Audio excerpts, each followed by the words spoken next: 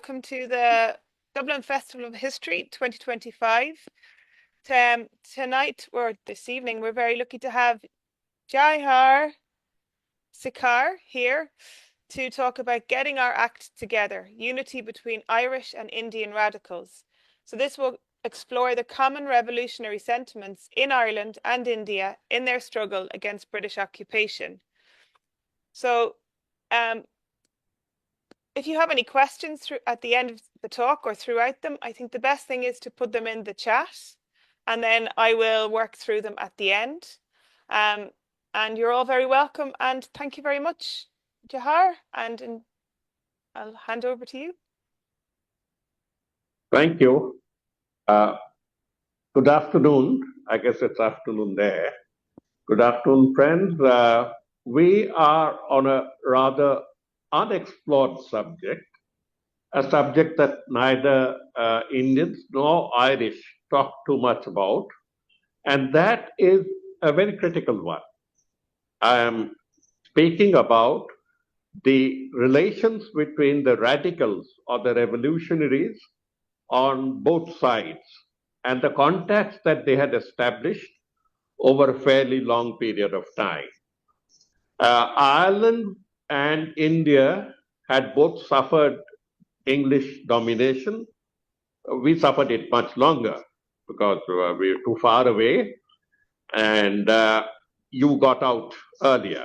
But then, in the critical years, there have been a lot of interaction, if I may put it, between Irish revolutionaries, Irish radicals, and Indian revolutionaries. Now, most people tend to think that just because Gandhi is held responsible for India's freedom, and he chose non-violence, peaceful non-violence. Where do revolutionaries come in? Well, they did matter a lot, as I'll explain. To start with, I will begin with a quote from the first Prime Minister of India, who suffered about 13 years in jail, Jawaharlal Nehru. He said about the Irish, a brave and irrepressible country, and not all the might of the British Empire has been able to crush the spirit or cow it into submission. This is the general view that educated Indians had about the Irish, and still hold them as a very proud people. Now, the interest of the subject has been increasing. The subject of how we had our radicals together has actually been increasing. And I just came across a book being published from Florida. This is Florida, Miami. This is by a lady called Susan Ann Rosencrantz. Rosencrantz doesn't sound either Irish or Indian. She's fully Germanic origin American. And the book has a very catchy title, To Hold the World in Contempt. To Hold the World in Contempt, the British Empire, War, and the Irish and Indian nationalist press. It covers a period from 1899 to 1914. I'll actually begin to cover the next 15 years between 1950 and 1930, which is the most exciting period in both our countries. Well, before that, in 1909, we have a very interesting piece of history where an Indian radical called M.L. Dhingra shot dead political aid to the Secretary of State for India. The Secretary of State for India was actually the Office of Domination, where it was all planned out, where repression was planned out, and he shot dead the political aid there. So there was a hue and cry in England, and instantly we had on our side an Irish lady called Helena Maloney. She was an actress, she was a feminist, a radical editor of Women of Ireland. Now let me try to get the pronunciation correct. the journal was called Woman of Ireland, Barna Erin. She followed Dhingra's trial till his hanging in July 1909 for the next 4 months. And she said that England shrieks murder just because one man has dared to pay back England in kind for the ruin she has brought upon our people. India, like Ireland, is systematically plundered and oppressed. When its population is inconveniently large, there are state-aided famines, and you know about famines, so do we. State-aided famines, thousands die of hunger. Indian leaders are deported on charges invented. Ireland, this is what Helena says, should stretch hands of sympathy to help Indians groaning under the same tyranny as ourselves. And we should pray and work that we, like India, may have men and women who are proud to have the honor of laying down their lives for the cause of the country. Now, you'll notice there's a bit of a suicidal streak here. And that is the most interesting part of our relationship where the revolutionaries or the radicals were concerned. They were not afraid to die. They were not afraid to die even when they knew the cause was hopeless or that particular act was hopeless. So the first evidence that we get of the links between the radicals on both sides is a piece by a witness for the Bureau of Military in 1913 when they were investigating into the Irish volunteers. We get this witness called Seamus O'Keevanok. Seamus O'Keevanok, he recalls in his deposition that the Irish volunteers had links with some Indian radicals. That's the first historic piece of evidence. Now, 1913 is a very important year for us because it was this year that Har Dayal was one of our prominent radicals abroad. He began what is known as the Ghadar, Ghadar, Ghadar movement in the United States to mobilize Indians against the British Army. And because there were lots of Indians serving the British Army, and he called them to mutiny. Their newspaper, Ghadar, carried reports of the movement from around the world, and you'd be surprised that these are all preserved. And a large part of the contents of the journal focus on Ireland. Ireland figures quite prominently. And in his meetings with radicals in America, Har Dayal makes it a point to invite Irish revolutionaries. So we have this all on record. Ireland was closer to independence around that time. You got your independence in the next 2 years in 1922, but India was far away from independence and repression was increasing on a yearly basis. India was moving away. This is a stage around 1920 that this is the official narrative that once Gandhi takes over, India starts moving away from wanton violence to a peaceful mass movement. Well, it's largely true, but the fact remains that even if Gandhi led a large mass of humanity to stand up to beatings and not to retaliate, there was a section, a very strong section, I must say, that continued to advocate violence on the side. And this group, though apparently at cross purposes with the mainstream Indian movement, was actually a catalyst because the British were equally scared of them. So I come to the next one that I could call what we call the extremist undercurrent. We have lots of books on this, and people who are interested may just put in a word and I'll send them. We have Kate O'Malley's very famous book, Ireland, India, and the Empire, Indo-Irish Radical Connections.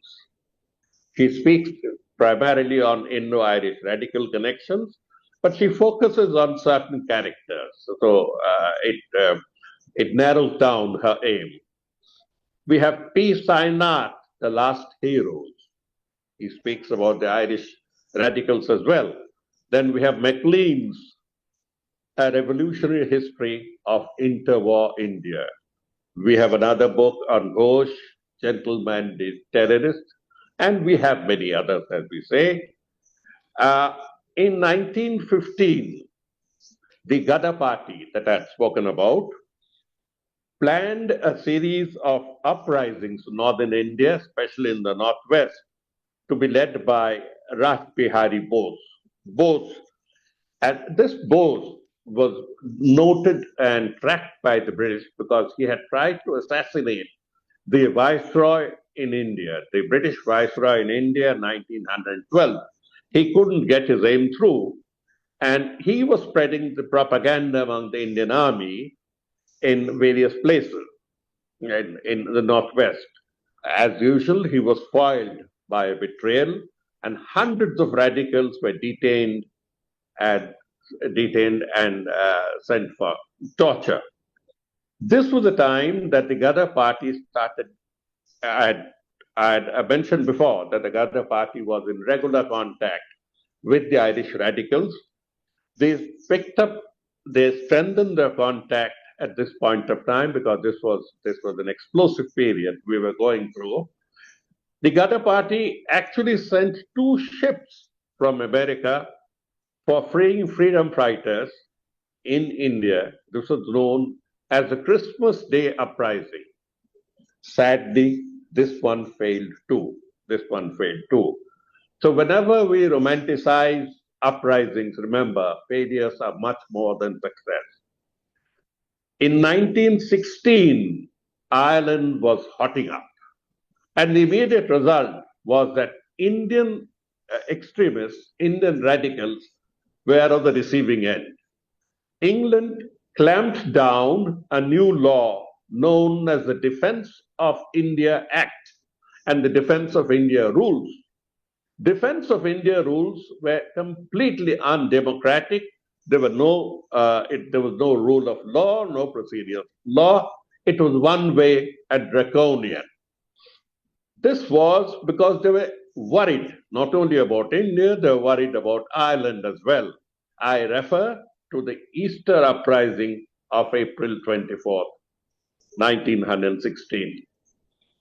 The actions of those 3 who were hung, Patrick Pearse, James Connolly, and others who had taken over strategic sites in Dublin and proclaimed the Irish Republic from the General Post Office, is a very exciting piece of news for Indian radicals. Repression obviously started. Patrick Pearse, Thomas McDonough, and Thomas Clark were all executed. But the moment of their execution also coincided with the sudden flash of support for those who had been wronged, those brave warriors who had given their lives. And this had its excitement in India as well.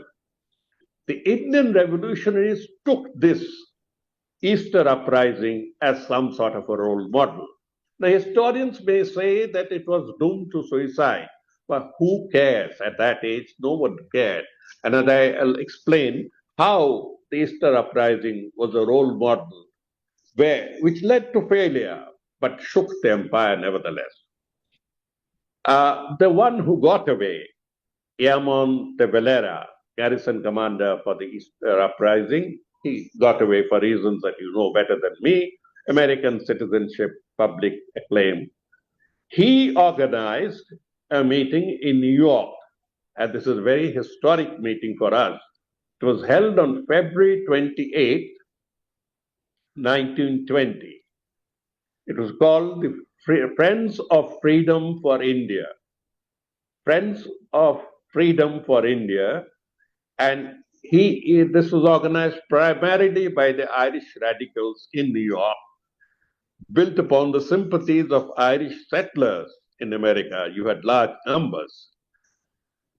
Here, the Valera drew strong parallels between the colonial repression faced by both Ireland and India under the British rule. De Valera also rallied Indian nationalists, swearing friendships. I'm quoting from the newspapers of those days, swearing friendship between the two nations and encouraging them to persevere in their shared cause from freedom from the British. The next stage that we come across is that period that I had referred to earlier, the 1915-16 to 1920 period. The period where Gandhi starts getting control over the Indian national movement and leads it along what I'd say more peaceful lines. But this period also requires to be looked at from the point of radicals as well. I had mentioned about Rash Bihari Bose of the Ghadar party. He had to flee to Japan, and there he organized the freedom movement of India along with other great radicals of that time. We had a mainstream stalwart of the Indian National Congress called Tilak, who, along with an Irish lady, Annie Besant, started the Home Rule League. This Home Rule League movement is the first positive cry in India that we just don't want you here. We want to rule ourselves. This led to a new alliance between three radicals who are known in Indian history as Lal Bal Pal, three radical leaders who espoused arms and more arms, who espoused what the British called terrorism as against Gandhi's more, let us say, peaceful methods. Where the 1916 Easter Uprising is concerned, we have a very interesting facet of history.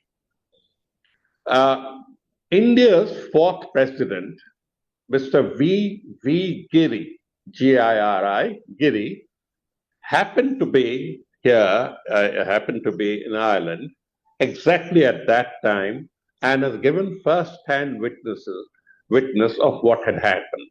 In fact, the day Giri arrived in 1913, it coincided with the most historic strike in England, in Ireland, the Irish Transport and General Workers Union strike and lockout, 1913.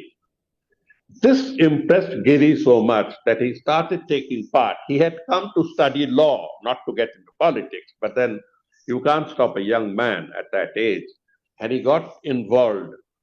And by the way, Giri turned out to be one of the greatest trade union leaders of our time, a very important trade union leader of India, who would keep quoting his experiences of how organized factory workers, how organized railwomen could obtain benefits by sheer solidarity. Not violence, but for sheer solidarity. This was a lesson that he had learned during the 1913 Irish Transport and General Workers Union strike. Moving on, by the way, this was the time that Irish education was separating itself from the British universities and British colleges. And one of the colleges established under the new educational regime just about a decade earlier was the University College of Dublin. The University College of Dublin had several subjects to offer, and many Indian students started flocking there. They flocked there for various reasons. One was, though Ireland was part of the British Empire, they knew that the Irish were different. In fact, I'll quote from a diary of one P.H. Gupta, who says, Nowhere in the British Isles are Indian students better treated than in Ireland. He talks of the very friendly atmosphere. Now, what does this mean? It means that in 1915, 24 of the 66 law students, 24 of the 66 law students of the UCD, University College of Dublin, were Indian. That's a large, sizable number. And among them was V.V. Giri. So Giri had a first-hand uh, experience of the Easter uprising.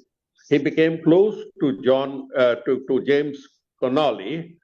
He became close to James Connolly, which is records, and uh, and got profoundly influenced by Connolly's international socialism and his Irish Citizens Army.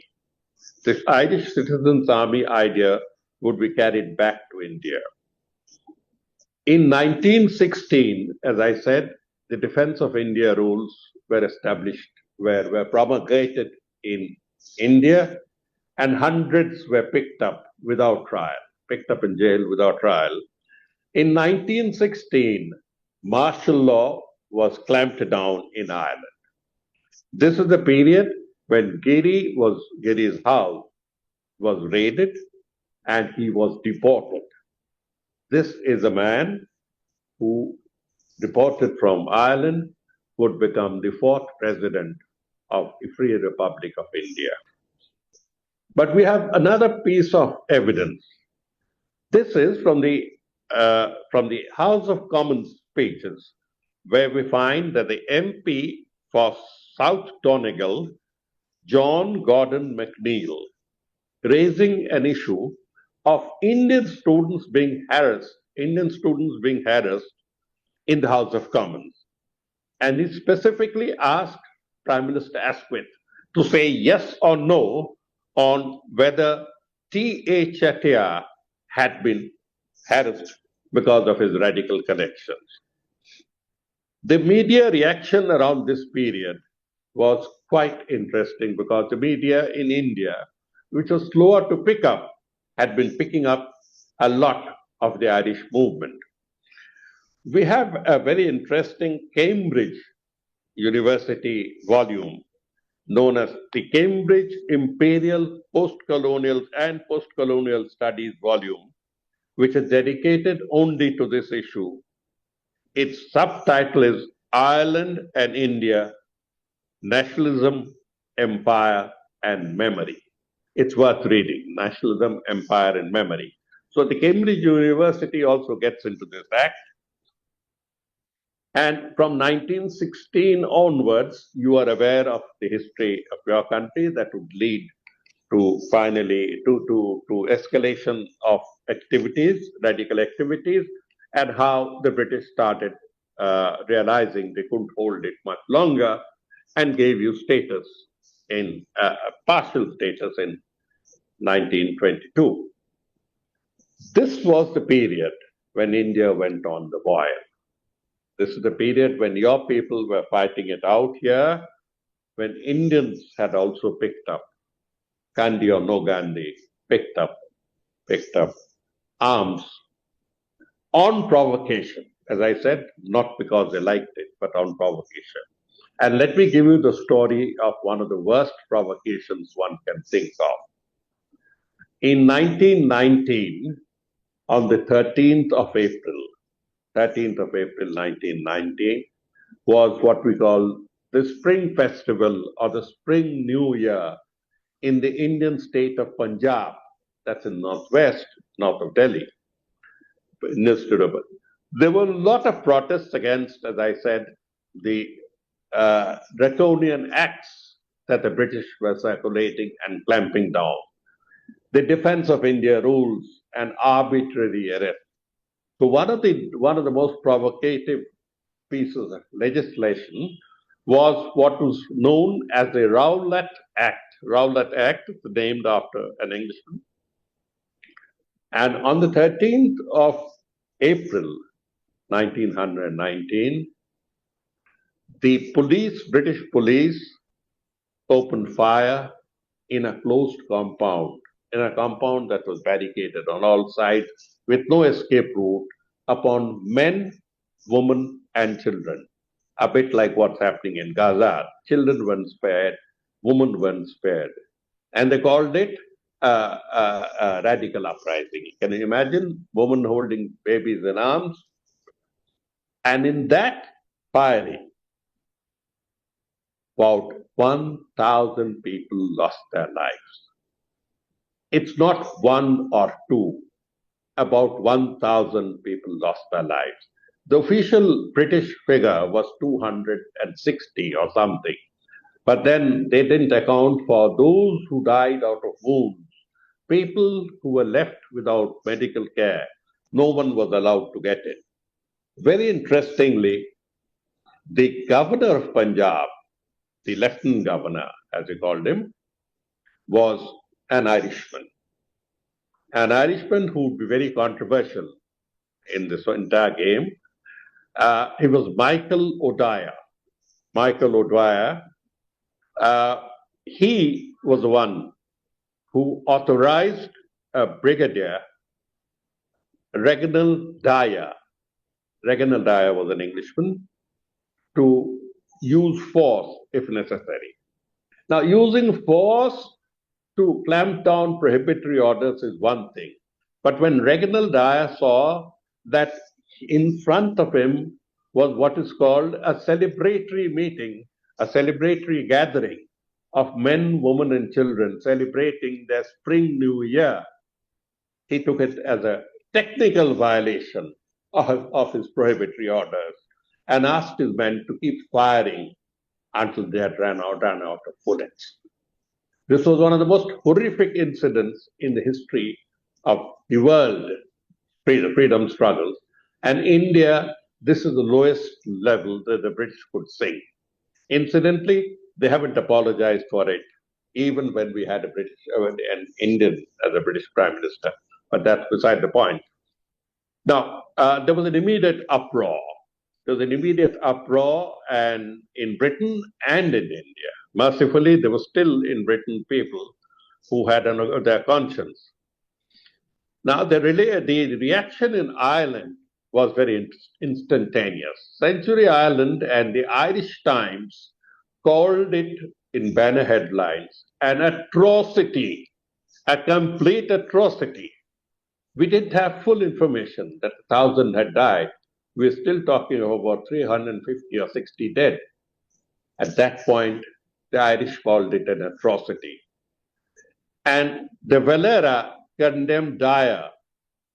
I talked about condemned Dyer as a butcher of Amritsar. The name stuck.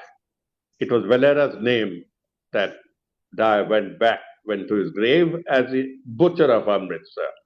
And in 1920 speeches, he kept on repeating about this incident. Now, the interesting part that we focus on is Michael O'Dwyer. Michael O'Dwyer is a very interesting character because at heart he was from Tipperary County, and at heart he claimed to be an Irish nationalist. But when it came to his duty in India as a British imperialist, he went to the farthest extreme possible, the contradiction that was often there. Despite this, no one forgave him. 21 years after the incident, imagine, 21 years after this incident, a young man who was almost 21 years old, just about the time, caught hold of Michael O'Dwyer in London and shot him dead. Just shot him dead in cold blood. He called it his retribution for the massacre in Amritsar. Now, this was in 1940, and Ireland was free by that time, if you remember.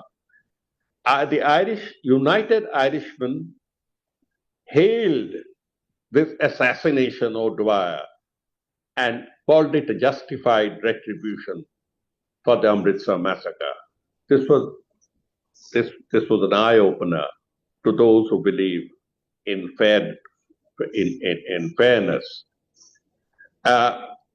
It also described him, quote, an Irishman who had sold himself to our national enemy, unquote. This was the strongest word used around that time about O'Dwyer. Now, the mainstream media outlets like the Irish Times reported it as a shocking murder and recalled his role in the atrocities in Punjab. So there was no national weeping for him either in Britain or in Ireland. That's how it all works out. In the next year, while Ireland was still under British, we had an incident that shook both Ireland and India.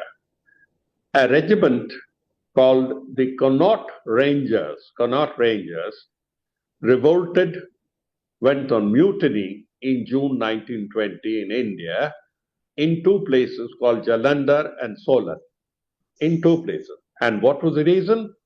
They were protesting against the activities of the same British army that they were serving, the activities of the British army in Ireland. They said, enough is enough, stop it. They flew the Irish tricolour, they wore Sinn Féin badges, and sang rebel songs. This was a mutiny to remember. As things happened over the next 2 days, it was difficult to control violence. There was violence, and 2 officers were killed. The immediate provocation that the British were waiting for came in. They moved in with heavy reinforcements and brought the situation under control, as they called it. They quelled it. They picked up, went in for court-martial, and sentenced 14 Connaught Rangers to the firing squad. 14. But only one of them, Private James Joseph Daly, was actually executed. He was the ringleader, he was executed. The remaining 13 were taken to British prisons, and the Connaught Rangers were disbanded. Now, this again comes that contradiction that I mentioned about who is ruling whom, the rulers and the ruled. The Irish as a part of the ruling force versus their conscience that stands against the brute use of force. This is the first time that the masses in India started understanding what the leaders had been saying all along, that most Irish are not in favor of the empire. Now, this had been reinforced because we had 2 Irish lady patriots who wore Indian clothes and led the Indian national movement. One was Annie Besant, the other was known as Sister Nivedita, but her actual name was Margaret Nobel. So these 2 ladies had kept on speaking that we please make a difference between the English and the Irish are suffering as much as you are suffering. And they had led the Indian national movement. But with the disbanding of the Connaught Rangers and this very, very shaking incident, these common Indians started understanding the difference as well. Now, this was 20. Over the next 10 years, a lot of literature that the British described as seditious was being circulated. And you would be very surprised to know that in my home state, Bengal, there were translations of works by Patrick Pearse. Patrick Pearse's work were circulated, his words, his strategies were circulated. And what could this lead to? As expected, it led to another uprising. And this uprising was in the city of Chittagong. Chittagong is one of the most famous ports in eastern India, and today it's a part of Bangladesh. But then it was part of undivided India. In Chittagong, a group of revolutionaries were so imbibed, so fascinated by the 1916 Easter uprising, that they chose Easter Day again.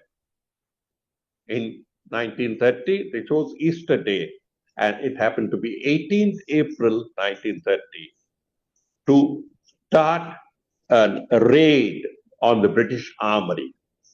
This is known in history as the Chittagong Armory Raid or the Chittagong Uprising, and it was led purely by youngsters. Almost everyone was below 20. Can you imagine? Led by just one leader who was senior, a teacher called Surya Sen, otherwise known as the Master. The Master led his students, knowing fully well, while he was reading out about the Irish, knowing fully well that if they failed, they would all be shot. They knew it. But as I talked about that suicidal streak, it worked. This young band trained with no arms in the past, broke open the British Armory in Chittagong and stole, looted, grabbed all the rifles they could. But then they were shocked. There was no ammunition. The British had some sense, and they kept ammunition in a secret place. So they had guns, but they had no ammunition. This was a terrible shock because they couldn't use those guns. They went on disrupting communications, railway lines, telegraph lines, and others, and declared independence. Do you remember how Irish independence would be declared from the General Post Office in Dublin? Well, here they declared it in Chittagong. They declared independence and they ran for cover to the nearby hills. For the next 2 to 6 months, the British encircled that area and went on systematically combing until they could get hold of almost all of them. But then, remember, the revolutionaries were not looking for valor, not looking for any spectacular victory. They were talking of a symbolic uprising. They were shocked that they didn't get their ammunition. That if every district of India rose up against the British in their manner, the British wouldn't be there. That's all. That's what they were trying to prove. And in this 2 years, the count was 22 British officers were killed and 220 others were killed. There were about 30 to 35 Indians who were killed and many others who were jailed for life, jailed and tortured for life. Well, we move on. In 1932, things simmered down a lot. Ireland had got her independence 10 years ago, and Ireland took the lead to establish what is called the Indian-Irish Independence League. It was formally established by Maud Gonne McBride and Mary Woods. And Indian leaders like Patel and Subhash Bose were invited. By 1932, the British had realized that this couldn't be kept under covers anymore. The British Imperial Police couldn't go on tracking every radical. And things had started coming out in the open. And Ireland was one of the few countries that stood beside us. So the revolutionaries, the radicals visited Ireland, had open meetings, and Eamon de Valera and Maud Gonne McBride are remembered in India. Then there was another international forum called the League Against Imperialism. This was a bit socialist and there were conflicts within it. But in any case, what is of great interest to us is that in 1927, there was a Brussels conference in which there was one joint resolution passed in this international forum of about 30 countries. This joint declaration was moved by the Irish and the Indian side, condemning British imperial policies. Among the prominent pro-Indian Irish that we remember are Charlotte Despard. She was a suffragist, Sinn Féin supporter, and vocal on India's independence. We remember Sean T. O'Kelly. Sean T. O'Kelly became President of Ireland later. Frank Ryan, socialist and IRA member.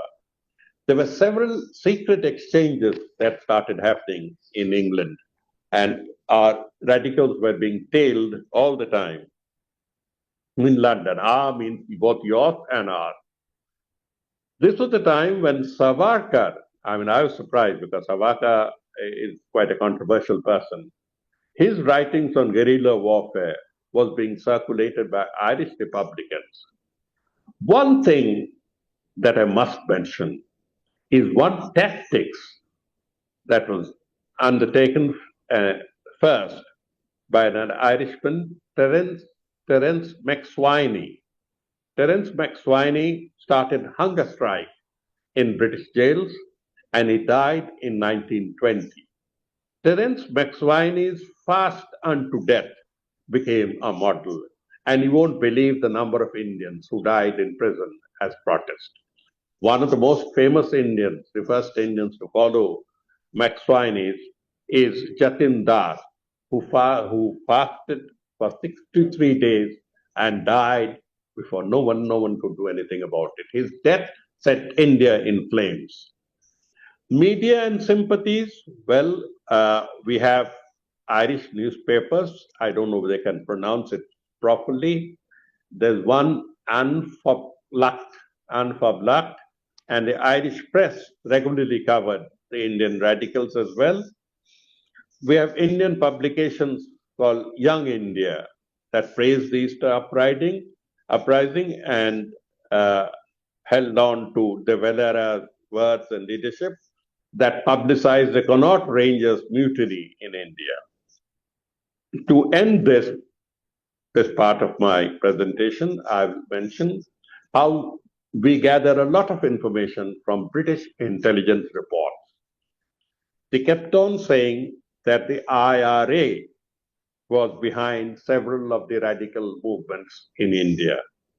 And they linked the IRA to one of the most important, stirring, emotional radical movements in India that was led by Bhagat Singh. It was called the Hindustan. Hindustan is another word for India.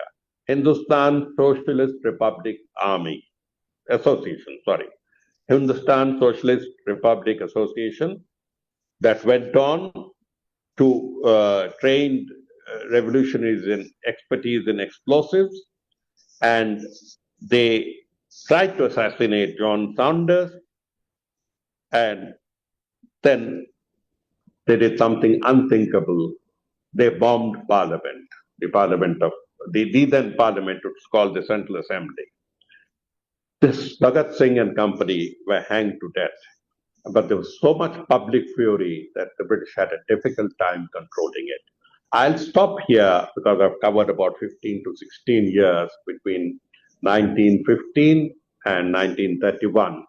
Just the most volatile period when Indian radicals were rearing their heads, first a bit slowly, individual dedicated people who were sacrificing their lives as assassins, as the British called it, but as freedom fighters, where we call them. From there to larger movements where the Indian Parliament or the British Indian Parliament, the Central Assembly, was rocked by bombs in protest. So this has been the impact of the Irish movement on India and how the Indians also supported and gave them back quite a few tactics in return. Till today, we remember that the Irish were not exactly a part of the overall British imperial machine that ruled India. Thank you.